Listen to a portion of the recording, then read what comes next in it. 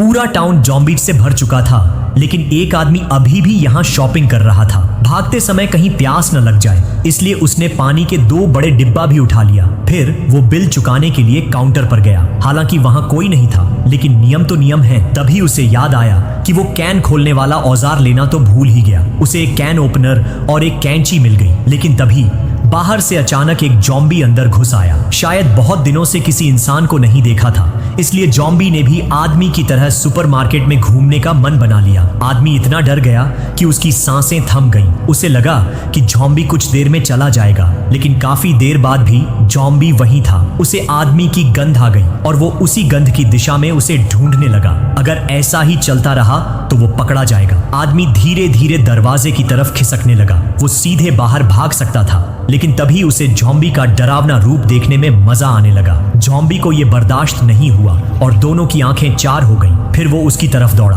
आदमी ने सोचा नहीं था कि टीवी पर दिखने वाले जॉम्बी तो धीरे धीरे चलते हैं और उनके हाथ पैर अकड़े होते हैं, लेकिन यहाँ के जॉम्बी बहुत ज्यादा फुर्तीले हैं। जरा सी भी देरी होती तो वो उसे काट खाता। बड़ी मुश्किल से आदमी सुपरमार्केट से बाहर भागा, लेकिन उस जॉम्बी ने उसका पीछा नहीं छोड़ा। दोनों एक दूसरे के पीछे भागते भागते स्कूल बसों से भरे एक पार्किंग लॉट में पहुंच गए। कांटे जाने से बचने के लिए आदमी स्कूल बस के चारों ओर चक्कर लगाता रहा, लेकिन ये कब तक चलता? कभी न कभी तो उसकी हिम्मत जवाब दे ही जाती। फिर आदमी अपनी बची खुची ताकत लगाकर एक स्कूल बस के ऊपर चढ़ गया। गनीमत थी कि जॉम्बी अभी चढ़ना नहीं जानते थे। वो आदमी की तरह ऊपर चढ़कर उसे पकड़ने नहीं आया, बस नीचे खड़े होकर गुर्राता रहा। आदमी ने पहली बार किसी जॉम्बी को इतने करीब से देखा था।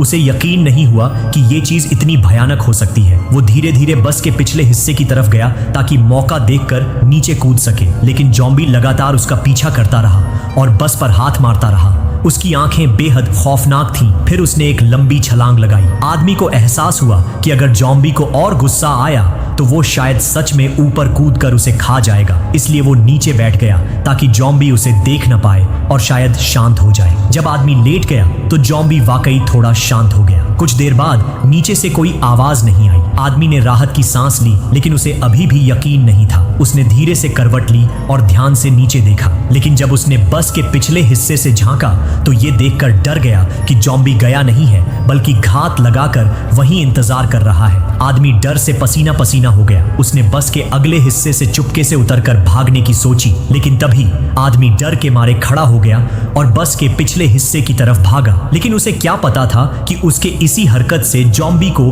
बस पर चढ़ने का रास्ता मिल गया। वो इंजन के हुड के रास्ते ऊपर चढ़ाया ताकि आदमी से 2-2 हाथ कर सके। फिर वो आदमी की तरफ दौड़ा। इस जबरदस्त टक्कर से आदमी लगभग घायल हो गया था। गनीमत थी कि जॉम्बी कूद नहीं सकता था, इसलिए वो कुछ देर के लिए उसका पीछा नहीं कर पाया। आदमी को सांस लेने का मौका मिला। वो दरवाजा धकेलकर भागने ही वाला था, लेकिन उसने देखा कि जॉम्बी दरवाजे के बाहर ही पहरा दे रहा है। आदमी डर के मारे एक पल में खिड़की से बाहर कूद गया, लेकिन वो चाहे कितना भी तेज भागे, जॉम्बी ठीक उसके पीछे लगा रहा। हार कर उसे एक गोदाम में छिपना पड़ा और उसने दरवाजे को एक अलमारी से बंद कर दिया। उसे नहीं पता था कि यहाँ से बाहर निकलने का एक और रास्ता भी है। जॉम्बी न जाने कब अंदर आ चुका था और वो ठीक उसके पीछे था। आदमी पास के कबाड़खाने में घुस गया, लेकिन उसे नहीं पता था कि बाहरी दरवाजा उलटा खुलता है। कई बार कोशिश करने पर भी वो दरवाजा नहीं खोल पाया। अगर जॉम्बी इस वक्त अंदर आ जाता तो अंजाम बहुत बुरा होता।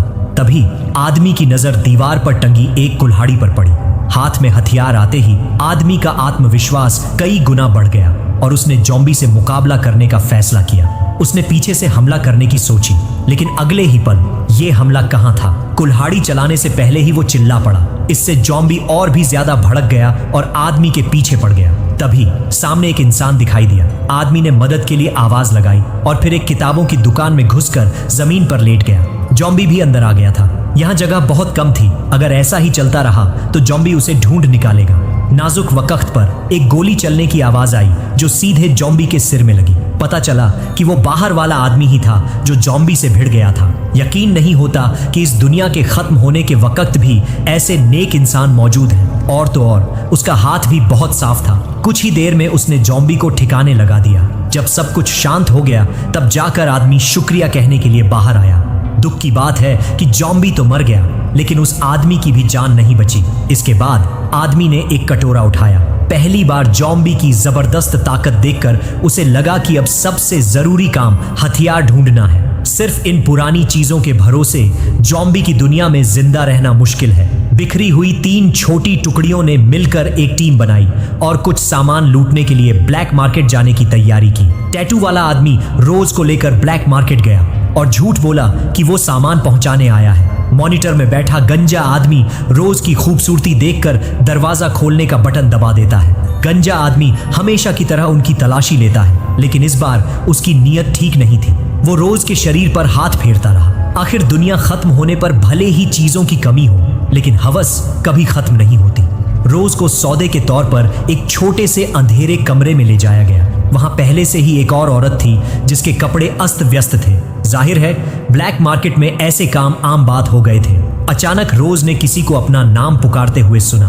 वो उसका बिछड़ा हुआ साथी मोटा भाई था। उसे यहाँ बहुत तड़पाया गया था। वो रोज से जल्द वहां से निकलने के लिए कह रहा था, लेकिन उसकी बात खत्म होते ही गंजा आदमी अंदर घुस आया। वो अपने नए शिकार का मजा लेने के लिए तैयार था। जब वो जबरदस्ती करने ही वाला था कि बाहर से आई आवाजों ने उसका ध्यान भटका दिया। जॉम्बीज की एक पूरी फौज अंदर घुस आई और उसे भीड़ में डुबो दिया। असल में टैटू वाला आदमी ब्लैक मार्केट में घुसने के बाद बाजार नहीं गया था, बल्कि उसने चुपके से पिछला दरवाजा खोलकर बाकी साथियों को अंदर बुला लिया था। एक सियाहफाम आदमी कोरियाई लड़की को लेकर हथियारों के गोदाम में गया, लेकिन देखा कि दरवाजे पर सिपाही पहरा दे रहे हैं। वो चुपके से गया और गार्ड को बेहोश कर दिया। उसने उसे जान से नहीं मारा, क्योंकि मरने के बाद लोग तुरंत जॉम्बी बन जाते हैं। फिर टैटू वाले आदमी ने अपने पुश्तैनी हुनर से दरवाजा खोला। उन्होंने गोदाम से बहुत सारे हथियार जमा कर लिए। दरवाजे पर खड़े सिपाहियों का ध्यान भटकाने के लिए टैटू वाले आदमी की गर्लफ्रेंड ब्लैक मार्केट के बाथरूम में घुस गई। उसने जल्दी से एक आदमी को अपना निशाना बनाया, ऊपर से प्यार करने का नाटक किया और पीठ पीछे चाकू से उसका काम तमाम कर दिया। जॉम्बी बनते ही उस आदमी ने बाथरूम में बचे हुए लोगों पर हमला कर दिया। पूरा ब्लैक मार्केट में अफरा तफरी मच गई। अनगिनत लोग इन्फेक्शन का शिकार होकर खून के प्यासे जॉम्बी बन गए। सियाहफाम आदमी बाकी लोगों के साथ एक कोने में छिप गया ताकि जॉम्बीज के जाने के बाद वो भाग सके, लेकिन उन्हें नहीं पता था कि ब्लैक मार्केट के पीछे सेना का हाथ है। उन्होंने तुरंत जॉम्बीज को खत्म करने के लिए लोग भेज दिए। लड़ाई के दौरान सेना ने रोज और उसके साथियों को देख लिया और उन्हें सुरक्षित इलाके में ले जाने का फैसला किया, लेकिन जब उन्होंने सियाहफाम आदमी को देखा तो वे चौंक गए। ये वही 2 गार्ड थे जो उसे पकड़कर ले जा रहे थे। उनके साथी को इसी सियाहफाम आदमी ने मारा था, लेकिन दोनों पक्षों ने चुप रहना ही बेहतर समझा, क्योंकि सियाहफाम आदमी के पास उनका बेशकीमती सामान था। रात में दोनों सैनिक चुपके से सियाहफाम आदमी को दबा हुआ पैसा निकालने के लिए ले गए, लेकिन रोज ने आवाज सुन ली और उनके पीछे आ गई। सैनिक ने उसे सारी कहानी बताई और कहा कि ये सियाहफाम आदमी एक कातिल है। रोज के सवालों के जवाब में सियाहफाम आदमी ने सब कुछ आराम से मान लिया, लेकिन फिर उसने बंदूक उठाकर सैनिकों को मार डाला, क्योंकि अपने पिछले अनुभवों से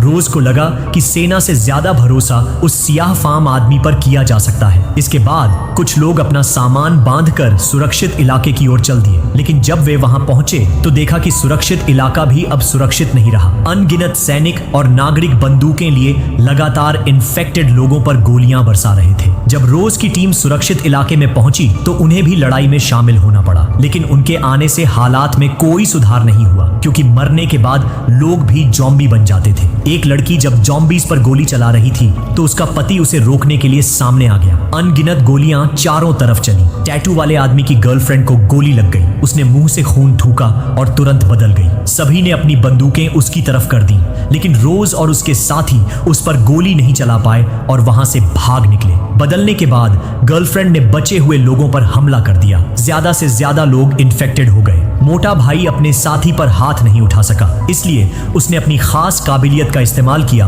और तेजी से भागना शुरू कर दिया, लेकिन कोने पर वो एक राहगीर से टकरा गया। राहगीर ने बंदूक छीन ली, लेकिन थोड़ा हिचकिचाया। वो एक और दुश्मन नहीं बनाना चाहता था, लेकिन तभी एक जॉम्बी ने राहगीर पर हमला कर दिया। मोटे भाई को एक बार फिर अपनी जान बचाने के लिए भागना पड़ा। घायल होने की वजह से उनकी रफ्तार धीमी हो रही थी। रोज ने एक गोली में उसका काम तमाम कर दिया। आखिर जिंदगी और मौत की लड़ाई में इंसानियत की कोई जगह नहीं होती। गोलियों की आवाज सुनकर जॉम्बी की फौज ने फिर से शिकार शुरू कर दिया। गनीमत रही कि सही वक्त पर सियाह फाम आदमी ने गलियारे का दरवाजा बंद कर दिया। लगातार संघर्ष कर रहे जॉम्बीज को देखकर वे बिना पीछे मुड़े सुरक्षित इलाके के केंद्र की ओर भागे। लेकिन इस वक्त स्टेडियम भयानक रूप से शांत था, वहां एक भी इंसान नहीं था। अचानक दर्शकों की गैलरी में एक बूढ़ा आदमी बंदूक लिए दिखाई दिया। बचे हुए तीनों लोग तुरंत सतर्क हो गए, लेकिन बूढ़े आदमी ने उन पर हमला नहीं किया। रोज की बेटी बूढ़े आदमी के पीछे से भाग कर आई। हालांकि रोज को अपनी बेटी मिल गई थी, लेकिन इतने बड़े पैमाने पर जॉम्बीज का सामना वे कैसे करेंगे। यह आदमी 3 दिन से पेड़ पर था। वह लगभग ठंड से जमने वाला था, लेकिन नीचे जाने की हिम्मत नहीं कर रहा था, क्योंकि पेड़ के नीचे एक जॉम्बी शिकार की तलाश में था। अचानक जॉम्बी को कुछ दिखा और वह बिना पीछे मुड़े भाग गया। आदमी जल्दी से पेड़ से नीचे कूदा और थके हुए शरीर को घसीटते हुए जमीन पर बिखरी लकड़ियां उठाने लगा ताकि पास के विला में छिप सके। लेकिन विला के अंदर से एक बंदूक की काली नली निकली। जैसे ही जॉम्बी पास आया, विला के मालिक ने उसे अंदर आने दिया। उसे नहीं पता था कि बंदूक लिए हुए व्यक्ति रोज है। कुछ दिन पहले कस्बे में एक जॉम्बी वायरस फैला था, जो जल्द ही सभी शहरों में फैल गया। जॉम्बीज की संख्या बढ़ती ही जा रही थी, यहाँ तक कि आखिरी सुरक्षित क्षेत्र भी खत्म हो गया। गनीमत रही कि आखिरी समय में रोज अपनी बेटी ऐना को वहां से बचाने में कामयाब रही। जॉम्बी वायरस से आई इस तबाही के कारण उन्हें एक बार फिर जिंदा रहने के लिए संघर्ष करना पड़ा। एक दिन 2 आदमी एक दुकान में सामान ढूंढ रहे थे। तभी उन्होंने दरवाजे पर एक छोटी लड़की की मदद की गुहार सुनी। दयालु आदमी ने दरवाजा खोल दिया, लेकिन लड़की अंदर आने के बाद शुक्रिया कहने के बजाय चुपचाप दुकान का पिछला दरवाजा खोल देती है। रोज और उसके लोग दुकान में घुस आए और उस भले आदमी को बाहर निकाल दिया। उन्होंने कुछ जरूरी सामान इकट्ठा किया और जैसे ही वे जाने वाले थे, स्थानीय नागरिकों के हथियारबंद गुट आ गए। उन्होंने खुद का एक संगठन बनाया था और बड़े पैमाने पर सामान लूट रहे थे। रोज और उसके साथी यह देखकर तुरंत छिप गए, लेकिन हथियारबंद लोगों ने उन्हें छोड़ने का इरादा नहीं किया। वे घर के हर कोने को ध्यान से खोजने लगे। जैसे ही पीछा करने वाले पास आए, तीनों हड़बड़ी में भाग निकले, लेकिन भागने के दौरान सियाह फाम आदमी को गोली लग गई। कोरियाई लड़की उसे सहारा देकर उठाना चाहती थी, लेकिन काफी कोशिश के बाद भी कामयाब नहीं हुई। रोज को लगा कि सियाह फाम आदमी उसके लिए बोझ बन जाएगा, इसीलिए वह उसे वहीं छोड़ना चाहती थी, लेकिन कोरियाई लड़की सहमत नहीं हुई। आखिर उन्होंने एक साथ इतने संकटों का सामना किया था, लेकिन माँ बेटी को कोई फर्क नहीं पड़ा।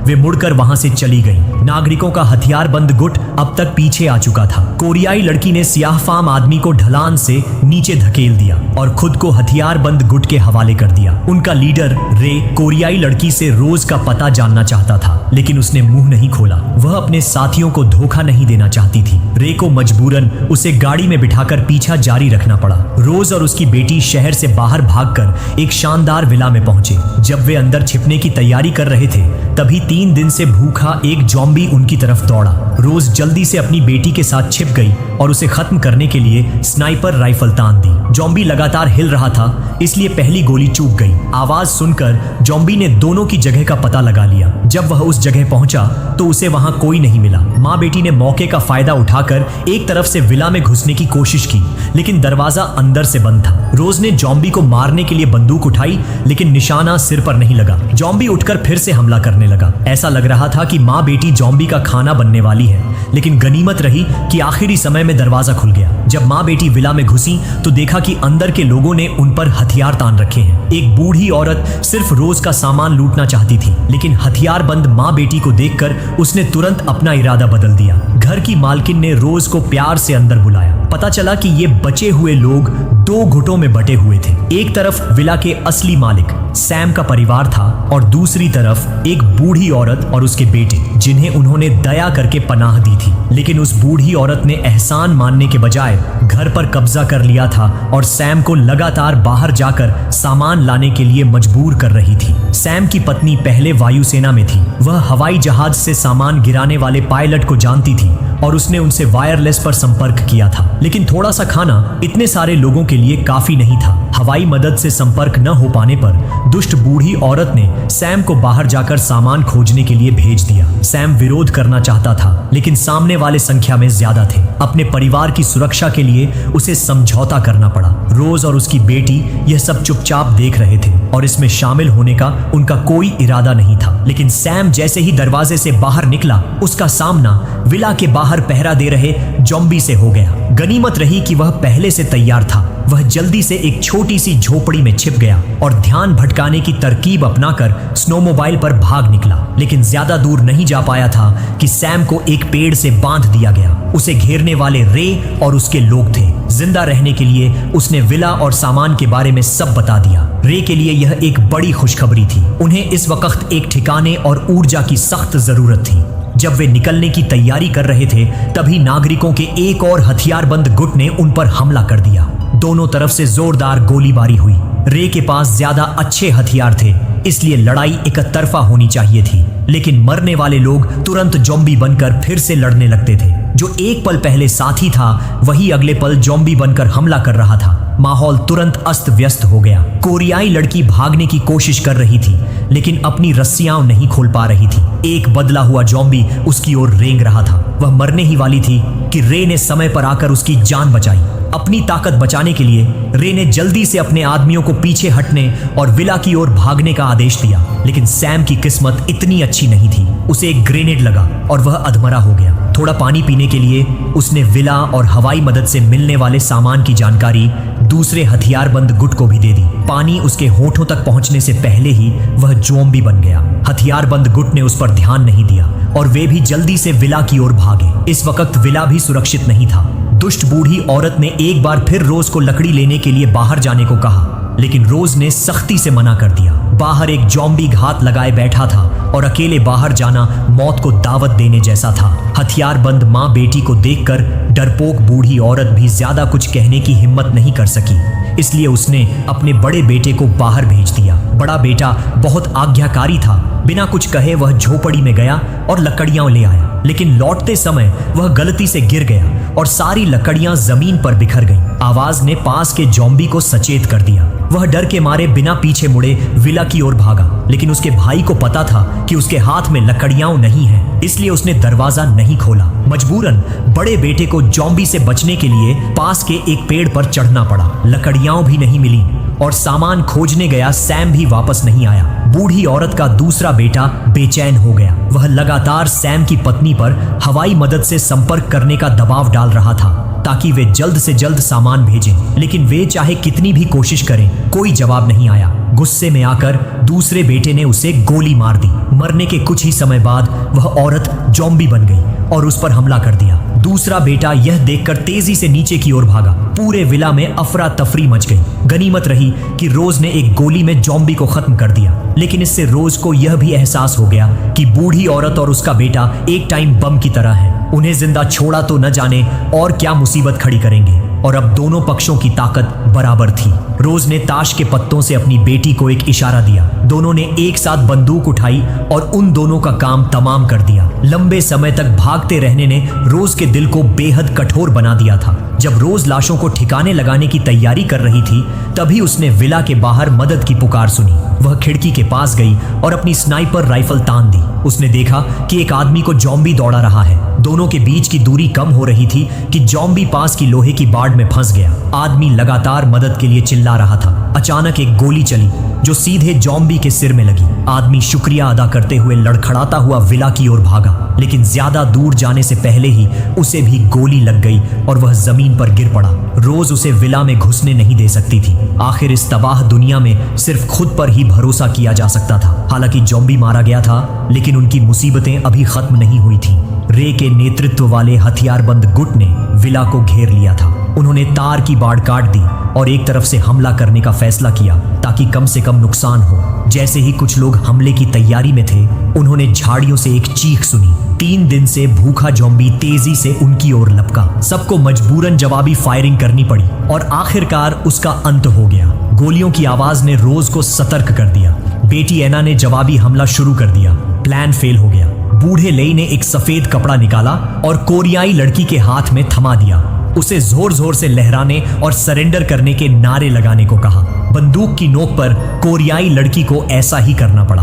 आदमी ने उसे इंसानी ढाल बनाया और विला के दरवाजे तक पहुंच गया। वह अंदर की ओर चिल्लाने लगी। आदमी ने रोज से कहा कि वह हार मान ले तो उसकी जान बख्श दी जाएगी, क्योंकि उनके पास संख्या ज्यादा थी। जब रोज हिचकिचा रही थी तभी बाहर से गोलियों की आवाज आने लगी। अनगिनत गोलियां कमरे में आईं। रोज ने जल्दी से छिपने की जगह ढूंढी। जब गोलियों की आवाज बंद हुई तो रोज ने खिड़की से बाहर झांक कर देखा।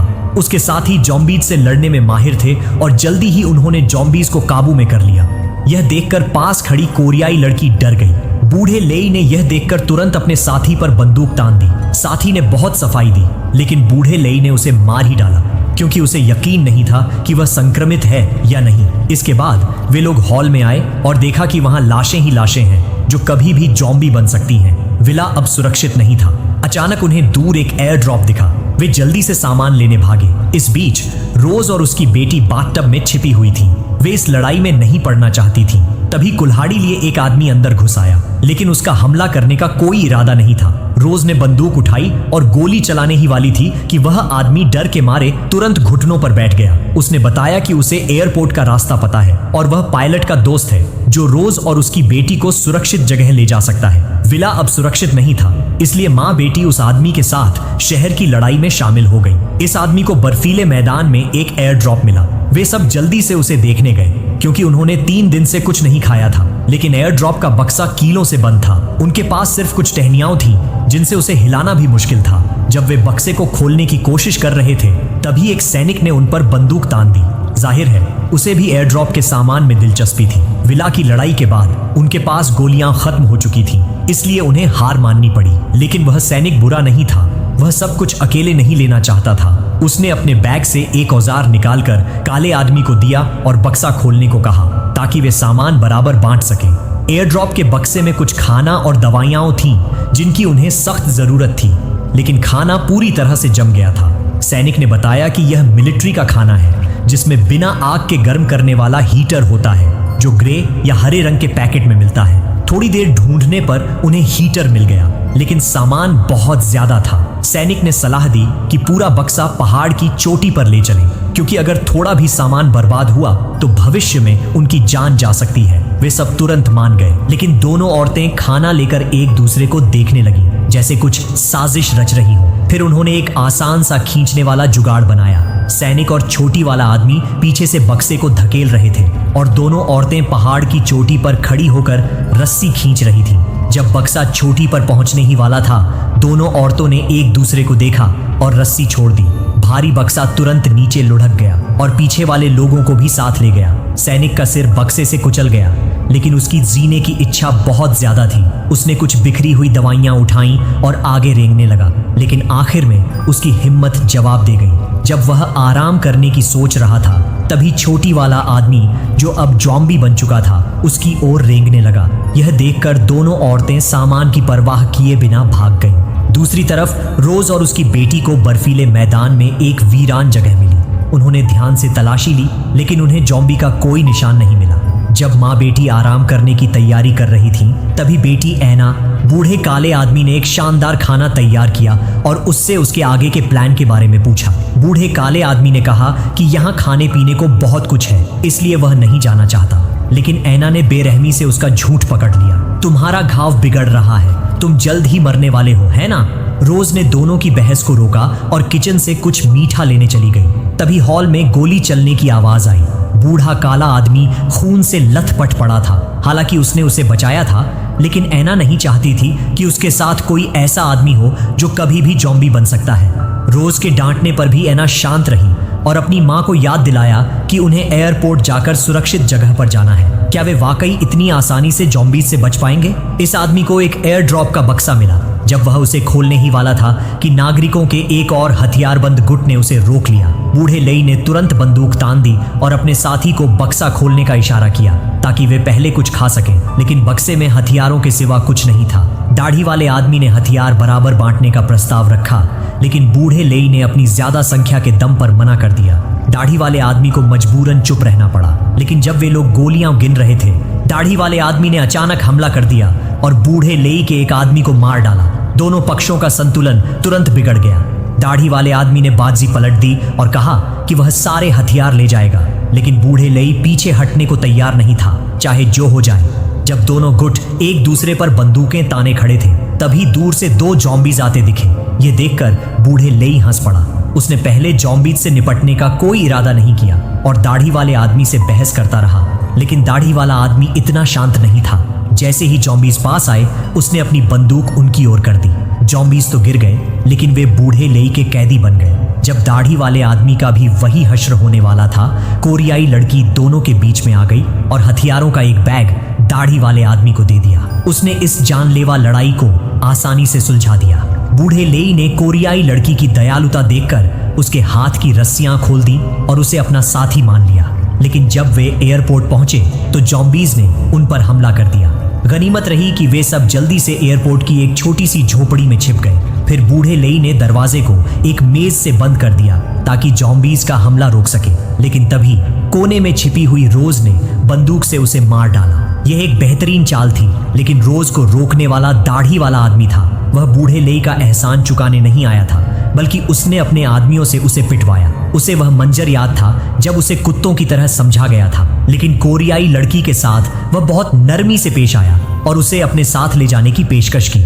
उसकी कलाई पर चोट देखकर उसने तुरंत ऐना को जहाज से फर्स्ट एड किट लाने को कहा। दाढ़ी वाले आदमी के दबाव में ऐना को मजबूरन ऐना का ख्याल रखना पड़ा, लेकिन उसने चुपके से सिग्नल गन छिपा ली। जब सब कुछ दाढ़ी वाले आदमी के प्लान के मुताबिक चल रहा था, तभी दरवाजे से कुछ जॉम्बीज अंदर घुस आए और बचे हुए लोगों पर हमला कर दिया। जल्दी ही उन्होंने दाढ़ी वाले आदमी के गुट को खत्म कर दिया।